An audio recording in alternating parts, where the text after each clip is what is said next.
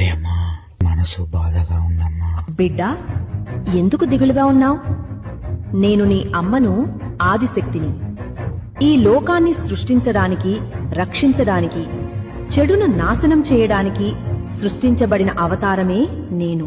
భగభగ వెలుగుతూ పుర్రెలను ధరించే భయంకరమైన రూపం, నిప్పులు కక్కే అగ్నిచూపులతో రాక్షసుల్నే కాదు, అంధకారం, మాయ, చెడు శక్తులు అన్నింటినీ నాశనం చేయగలిగే కాలరాత్రిని. పవిత్ర శాంతి రూపం కలిగిన మహాగౌరిని నేనే. చివరికి ఆ పరమశివుడే నా శక్తిని సాధించడానికి అర్ధనారీశ్వరుడిగా మారారు. నన్ను కాపాడమ్మా అని నీవు కన్నీరు పెట్టి శరణు కోరితే, నీలోని పాపం, భయం, దౌర్భాగ్యం, అడ్డంకులు మరియు శత్రువులని నీ నుంచి దూరం చేస్తాను. నీ అమ్మగా, దుర్గా మాతగా చెప్తున్నాను, నువ్వు నా బిడ్డవి. నిన్ను గెలిపించే బాధ్యత నాది.